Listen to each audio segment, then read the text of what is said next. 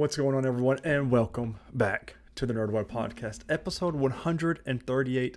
I'm your host, Tyler Haynes, with my good friend and co-host, Mr. Chris Rivers. Now, Chris, we're recording on Sunday the 10th. Saturday the 9th was very eventful here in Nashville, in the state of Tennessee. How were you? How were things out your way? For those of you who don't know, we had tornadoes come through all of Middle Tennessee and wreak a lot of havoc. Yeah. I think there was some wind damage, but I don't think there was any that I know of. There wasn't a direct hit in my area. We lost power for a few hours, and normally the power goes out, right? But it's like it lessened, like it was starting to go out, but yet the bulbs and the lamps That's what and stuff ours did. still had a glow, and it was like, okay, are they going out or not? Right. That's like so it was weird because I guess it was just where everything was hitting, like in the Nashville area. But like ours would start flickering and do that dimming thing, and then come back up, but nothing was going on outside. So I was like, something's not right here. And then when it actually got here, everything was out, and we were out for I think 3.5 hours out of electricity. And luckily it came back on, and very quickly. I didn't think it was going to come back on at all last night. Right. But the area, the town, I guess 10 minutes away from us, got hit really hard. They confirmed an EF2 tornado. Right now, they're still investigating, but that's the lowest they're going with right now. So I thought they were gonna say there was a lot more, because the news was reporting that it was staying on the ground, right. and just moving across, which is usually when you get obviously the worst damage, the higher death tolls. But we're hearing, last number I heard was 6 people. Yeah, that's still like it was confirmed because we were at the EMS EOC last night, and they were reporting 6 there, and then I haven't heard anything new today at all from it. So yeah, which is unfortunate. But it's kind of fortunate we're that low. A lot of businesses in the town over are rebuilding and got destroyed, and luckily nobody died in any of those. Other people got trapped, but everyone's fine. Business can be rebuilt. So there's somebody I work with, the storage unit where she has some of her stuff, apparently got hit, and her kids' pre-K school got hit. So I mean, schools are out tomorrow at the minimum. So we'll see if it's any more than that. But luckily, everything's fine. We're all okay here. But very eventful. Not a big fan. Don't like any of that stuff. Quick housekeeping. We really don't know what the next couple of weeks are going to look like here for the Nerdwide podcast, because we are coming upon Christmas, in 2 weeks from recording will be Christmas Eve. We are for sure doing one more episode, and that'll probably be our Nerdwide of the year, where we do movies, games, and TVs shows of the year. And we might have a bonus little mini episode for everybody for Aquaman Lost Kingdom review. So stay tuned. We might see what's going on there. So it'll be a nice little fun episode. Other housekeeping we haven't done, really hitting a little bit. Don't forget to subscribe to either our YouTube or podcasting service of your choice. If you enjoy the show, make sure you leave us a thumbs up on YouTube or give us a good rating, whatever podcasting app you do use. If you want to do more, you can always go to patreon.com/nerdwide. 3 different monthly tiers for a subscription fee there. If you want early access to the episodes, request us to review things like that, it's all where you go to do that there.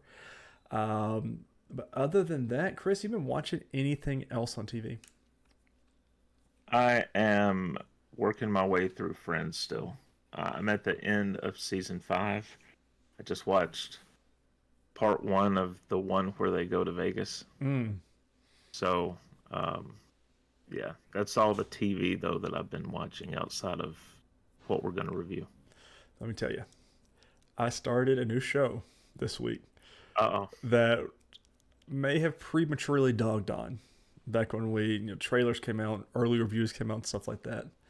It is on Paramount Plus show, Halo. Yeah. And I am on the second to last episode. It is excellent. There's one storyline I could care less about. Don't know why they put it in there, maybe to kind of humanize things. But the whole Master Chief story, the elites, the aliens, and everything is so much fun to watch. I'll finish it this week. And I'll have my full review next week. Mm-hmm. But I want to start Twisted Metal next week. But there's some TV shows coming out this week that I don't think I'm gonna be able to start it yet.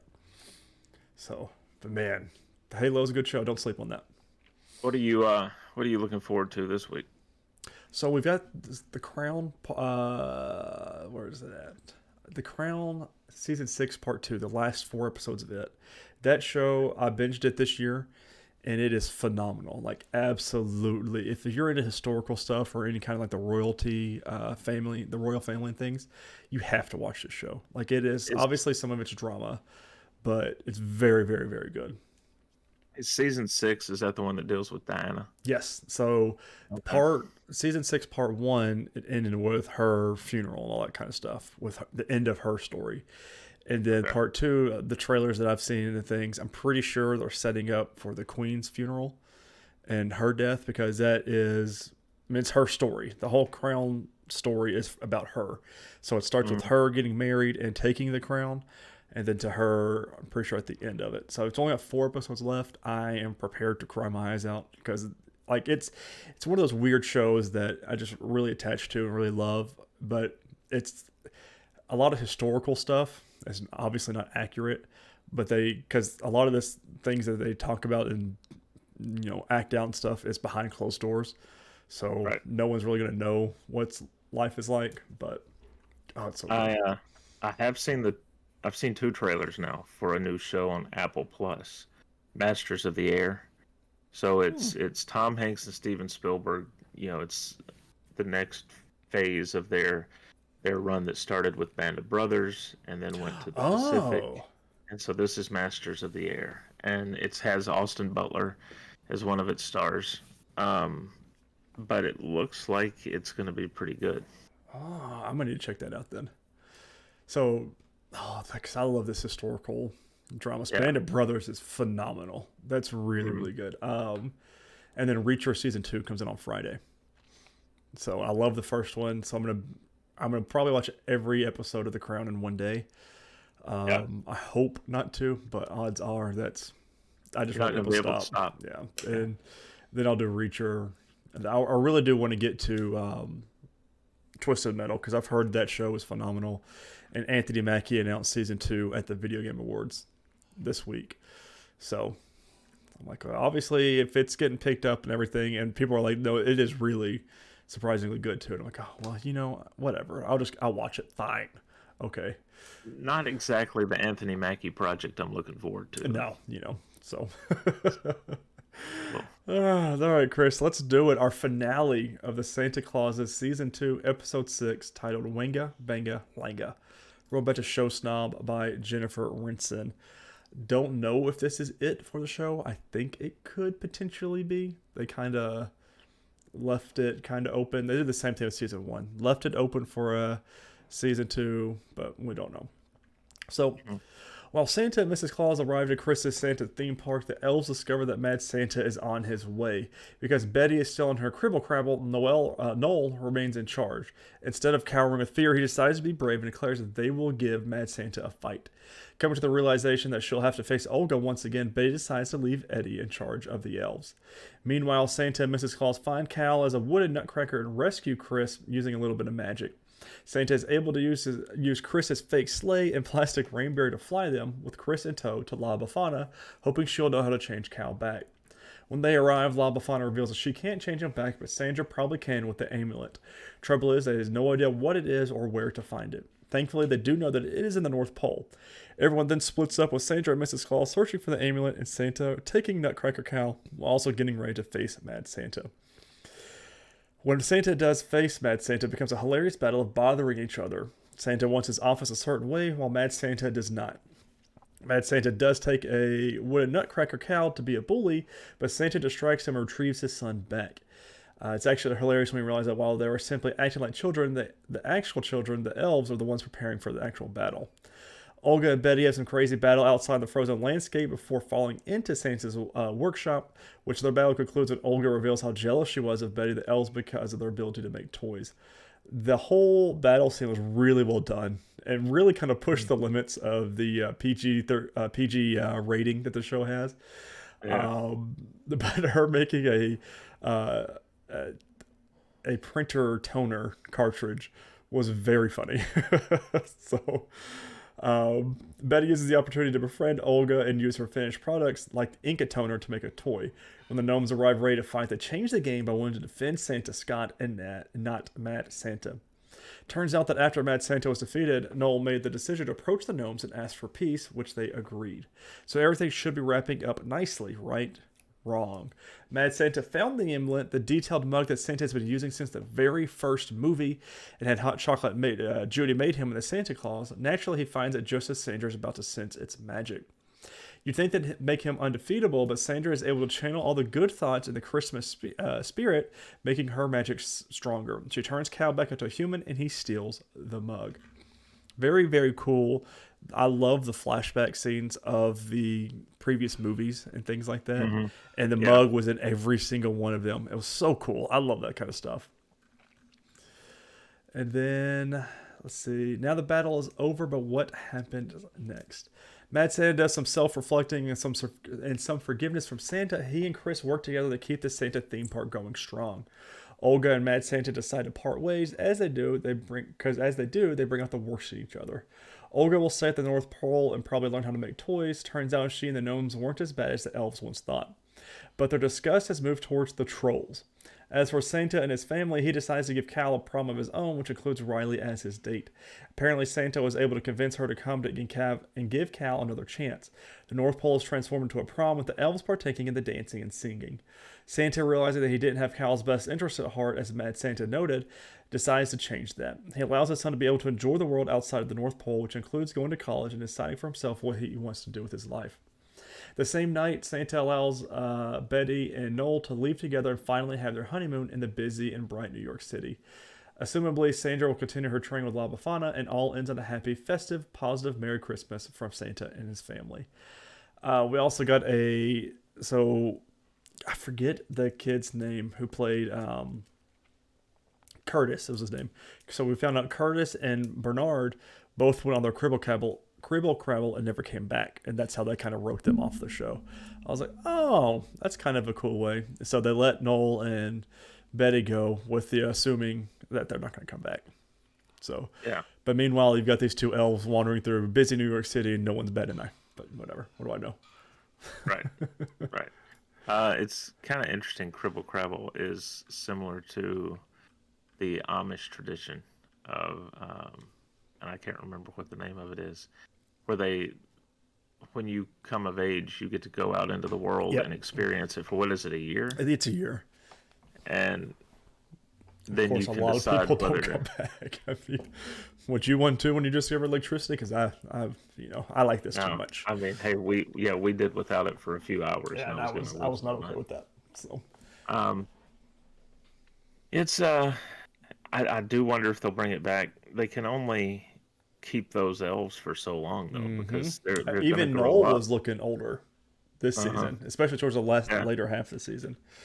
Yeah. So, I don't know. I mean, I think there's more stories that they could tell. I would think that they would want to push it until we get a successor to Scott Santa.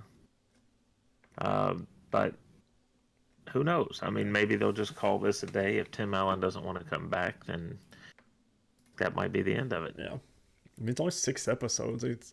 I don't feel like they use a lot of the same set, so it's not like it would be hard to bring things back. So, I mean, but who knows? But with this finale, that is it for Nerdwide for 2023 TV shows. Yeah, well, yeah. It's crazy to think about. Well, we'll have to cover What If next year. Yeah, but this would be like our final talking about it and recapping and stuff like that. Oh, we do have What If next year. Oh, God, I'm so excited about that. Which is only 3 weeks away. No, 2 weeks for it. Yeah, we'll have to break it up, though, because it's, 9 episodes? Yeah, we'll probably do Something like that. 3 And 1 they're week. dropping them. Oh, I don't know how we're going to do that. We'll think about it. That's a Yeah. next year Nerdwide problem, not a this year. Push that off. Yeah. Releases this week, I was talking about earlier. The Crown Season 6 Part 2 on Netflix, December 14th, Thursday. And on Friday, December 15th, Reacher Season 2 comes out on Prime Video. I want to talk about something before we get out of this. We did our little predictions for Game of the Years. I want to go through those and count up everything. I should have counted up earlier, but why not? So we're starting off. We're on to Variety.com. This is all of them, and we'll do the ones we talked about. Most anticipated game: Final Fantasy VII Rebirth won that. I said Star Wars Outlaws, and so did you. So neither one of us got a point on that one. Starting off strong, we did Best Adaptation. I'm having to scroll through because it's not in the same order here. Where? Games for Impact, Innovation, Best Performance, Best Audio. Best Adaptation. Both of us said Tlu, and Tlu did win that. So that is 1 point each for us. Best Multiplayer. I voted for Baldur's Gate 3. You voted for Party Animals. And survey says Baldur's Gate 3 won that. So I am up a point. Best Sports Game of the Year. They put all this down at the bottom. Best Sports Game, Best Sports Game, Best Sports Game. Anticipation is killing me. This is taking, I don't even think it's on here. Best Audio, Best Performance, Innovation, Games for Impact, Best Ongoing, Community, Independent, Debut, Mobile, VR, Action Adventure, Best RPG, Best Fighting, Best Family, Best... There we go. Okay. So I said Forza, and you said Forza. Forza won that. Yay. So still only up by 1 right now. Best Sim Strategy Game. I said Pikmin. You said City Skyline. It was indeed Pikmin. Oh. Best Family Game. I said Pikmin. You said Disney Illusion. It was Super Mario's Wonder, so neither one of us got that one. Best Fighting. Okay. I said Mortal Kombat 1. You said Nickelodeon All-Stars. It was Street Fighter 6. Out of that one as well. Best RPG. I said Final Fantasy 16. You said Lies of P. It was indeed Baldur's Gate 3. So neither one of us got that one. Best Action Adventure. I said Spider-Man 2. And you said Alan Wake 2. It was The Legend of Zelda Tears of the Kingdom. So not doing so high here. No, not at all. Best Action. I said Armored Core 6. You said Remnant 2. It was indeed Armored Core 6. It's going the same way as my fantasy football season. Oh, by the way, I got eliminated from so I'm like, I don't care anymore. So whatever. Everyone plays just to take my money. Best VR AR game. I said Horizon. You said RE Village. It was RE Village. Yeah. Best mobile game. I said Final Fantasy 7. You said Monster Hunter. It was Honkai Star Rail, so nothing from there. Where is Best Family? I thought that Best Family game. I said, whoa. Oh, Best Indie is what that was. All right. Learn to read your own handwriting, sir. I said Cocoon. You said Pizza Tower. It was Cocoon. Best Independent Game. I said Sea of Stars. You said Viewfinder. It was Sea of Stars. Best Community Support. I said Baldur's Gate 3. You said Destiny 2. It was Baldur's Gate 3. Best Ongoing Game. I said Cyberpunk. You said Fortnite. And it was Cyberpunk. Games for Impact. I said Venba. You said Chia. Chia won that one. Woohoo. Accessibility. We both said Spider-Man 2. And it was Forza Motorsport. So nothing there. Best performance, I said Ben Starr. You said Cam Monahan. It was Neil Newbon from Baldur's Gate 3. Audio design, I said Alan Wake 2. You also said Alan Wake 2. It was Hi-Fi Rush. Obviously, someone didn't know what they were talking about on that. Yeah, so it's the voters are wrong, is what it is. Yeah. Score and music, I said Final Fantasy 16. You said Legend of Zelda. It was Final Fantasy 16, which was their only award of the night. Best art direction, both of us said Alan Wake 2. We both got that one. Narrative, I said Final Fantasy 16. You said Alan Wake 2. It was Alan Wake 2. And game direction, we both said Alan Wake 2, and it was indeed Alan Wake 2. And then game of the year, I said Baldur's Gate 3. You said Alan Wake 2, and it was indeed Baldur's Gate 3. So let's go through the totals here. I've got 1, 2, 3, 4, 5, 6, 7, 8, 9, 10, 11, 12. I had 12. You had 1, 2, 3. That's about it. 4, 5, 6. I doubled you, boss. So, yeah. And that was been an eating contest. I would have won. Nah, I disagree. Okay, but that's all I've got. That's it. All right, on the movies. Have you watched anything else? I have not. I was all TV shows this week when I wasn't sick. So I watched 3 other movies. First one was Career Opportunities, which is from 91. It's got a cameo from John Candy. It's written and produced by John Hughes. Frank Whaley and Jennifer Connelly star. Basically, it's a guy that gets... he's known as the town liar. He can't help but lie about things to try and impress people.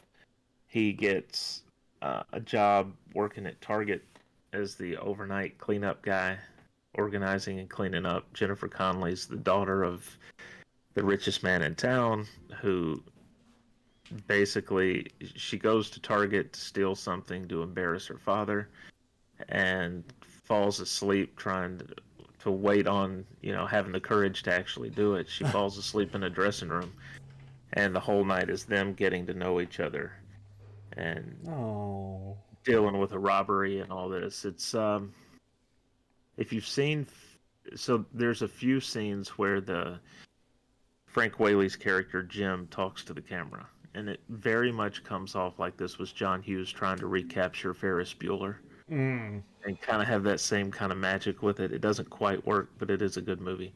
Gave it 3 stars out of 5.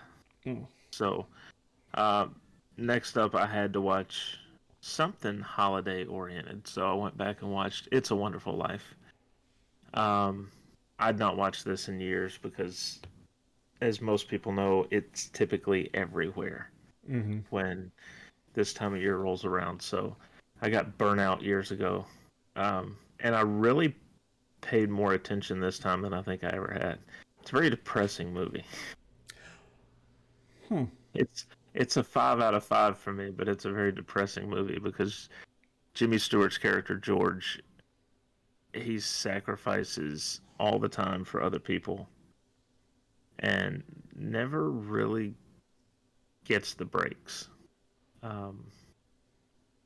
And so you just see him missing out on all kinds of things time and time again. And it's kind of depressing. It's been a long time since I've seen that movie. It ends up well in the end, of course. We assume. And then finally, I gave Empire Records another watch. It's been a minute since I'd seen it, so I had to watch it. 4 out of 5. Cast is, you have Anthony LaPaglia, you have Liv Tyler, Renee Zellweger, Ethan Embry, Robin Tunney, Maxwell Caulfield is in here as Rex Manning. It's very cool. It's got a great soundtrack.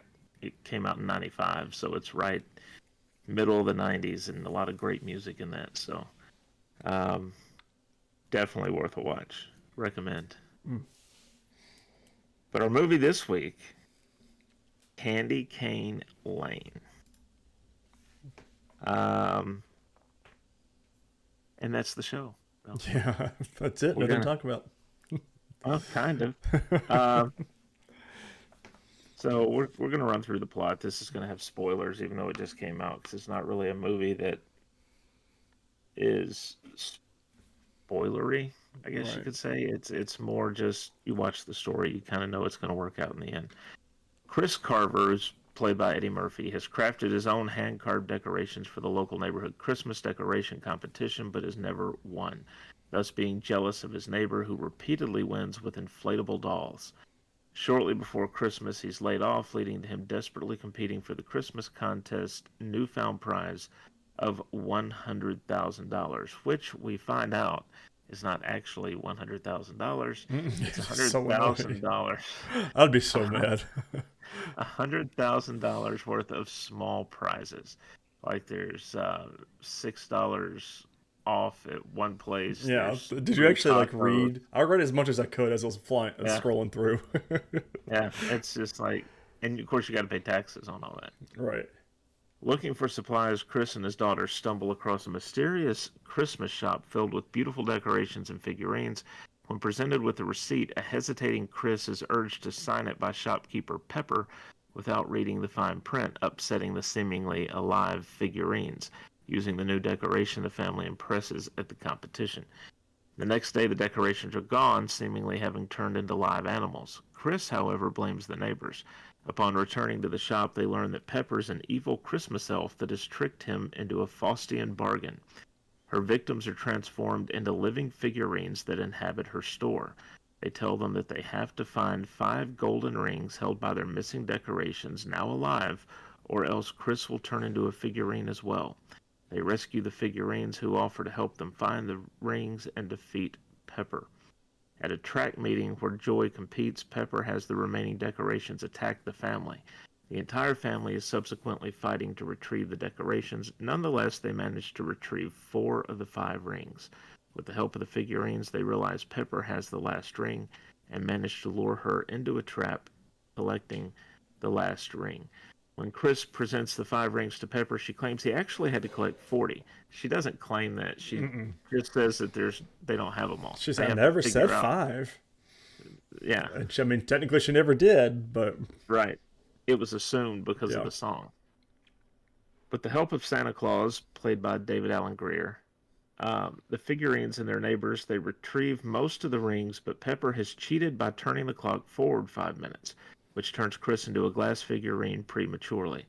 Having only 38 rings, Santa reminds them that their wedding rings are also golden, bringing the total number up to 40, breaking the curse. Santa also helps the other figurines to return to human form and allows Pepper to return to his workshop, where he turns her into a figurine as punishment.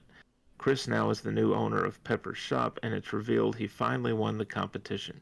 However, the prize turned out to be $100,000 in taco coupons. Again, not exactly that, but taco coupons were part of it.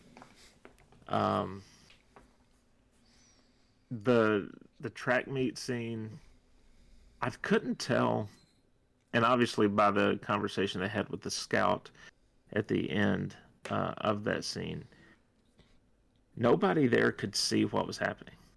Right. But some people were reacting, but you couldn't tell if they were reacting to that or what. Yes. I don't know. It was weird. That was one of the weird things for me. And 2, the inability of Santa to do anything. Yeah. Like, at the end, like, I was like, oh, it's like, dude, this is your elf. You get more magical power than your elf does. I'm just going to sit back and I'm going to do like one of your little carvings are going to come help out with the geese. Mm-hmm. Okay. That's it? That's all you're going to do for us here? And point out that we've got wedding rings on that makes 50. So no, that you're not very helpful here, Santa. Not at all. But I don't know. He at the end he does kind of do what he wants to do, and he turns her into the figurine Yeah. and all that. And then he tells her if she does well, she'll get promoted to the stables, where she gets to shovel poop. Mm-hmm. And oh, it was fun seeing David Allen Greer in this. Yes. So, They had a but pretty decent cast. Bruce, the neighbor, Ken Marino. He's from. Well, I know him from Brooklyn Nine-Nine, and it was very funny to see him. He plays the almost the exact same character from Brooklyn Nine-Nine. Nick Offerman. Nick Offerman. Again, we talked about it beforehand. Had no idea that's who that Pip None. was. Like he did very good with his voice.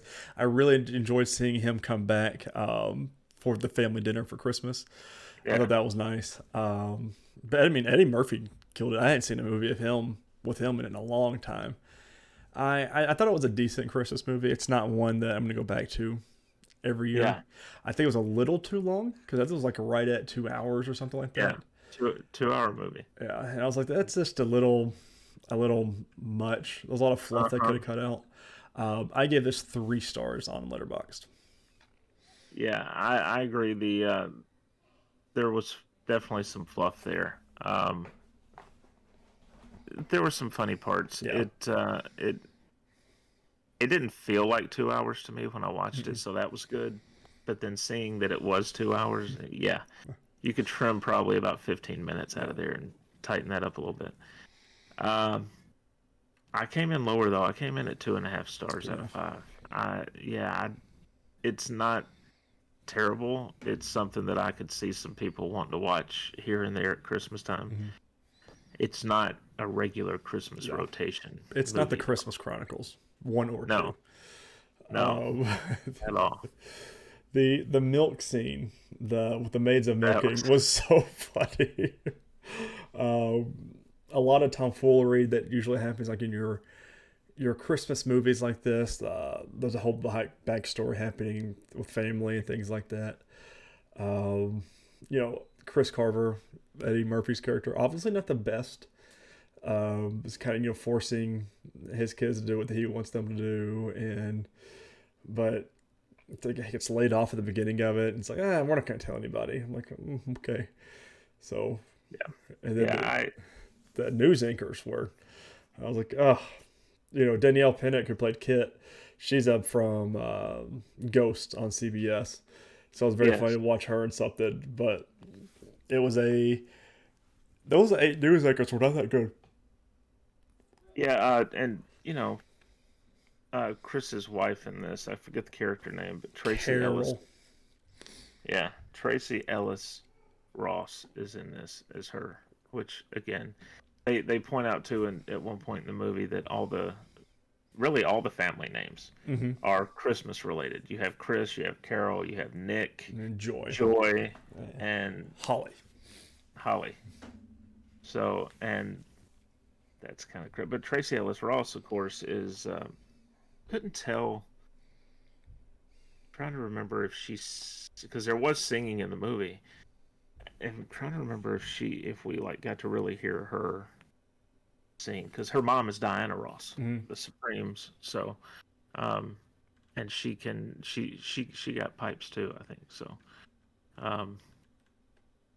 but yeah, it's just it's okay. If you want to watch a Christmas movie, throw something on streaming, this is kind of perfect for that. Just have it playing. Something lighthearted. You really don't have to. I feel like it's almost an insult sometimes to say you don't have to follow the movie to know what's going on, but I mean, it's true though.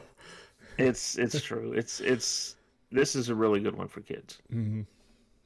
It's a fun one. There's nothing too scary, horrifically wrong, besides Pepper popping out at the first parts, but didn't really scare us. It scared the characters. So yeah, it's good. Kids can dip in and out of this and catch their favorite part, and then go, get distracted by something else.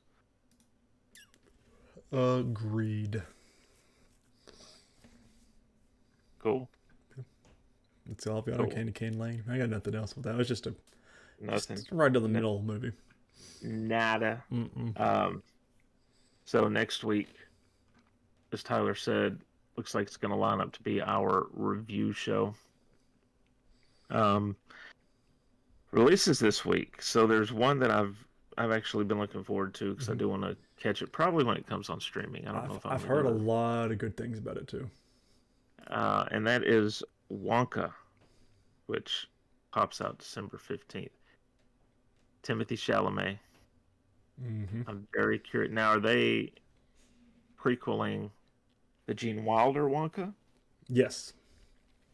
Okay, so this is not prequeling the Johnny Depp So they Wonka. said, well, Timothy Chalamet said that when he was acting and doing this, like he watched that film a lot and tried to pick up a lot of the characteristics that Gene Wilder did and stuff like that. So, like, good for him. Yeah, So, yeah. Another film I have not heard of but sounds endlessly fascinating here is Chicken Run: Dawn of the Nugget that's that stop motion on film. on Netflix, December the 15th. Oh, Don't don't know if I'll watch it, but it no. sounds I've seen the fascinating. first one back when it came in theaters. I actually watched it in theaters, decades ago. Yeah. Actually, at the Nashville theater, the one that's lit up with neon and everything down there in Oh, Hollywood 27. yep, that's where I watched it at.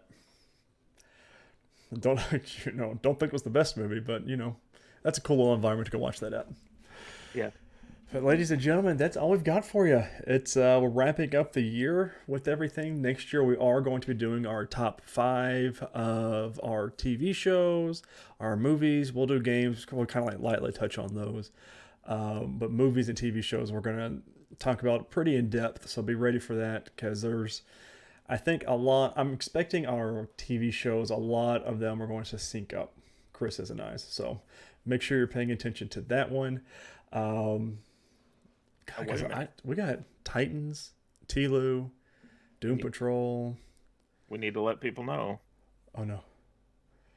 Are we only, especially for films, are we only considering things released in 2023, or are we considering everything we've reviewed on the show?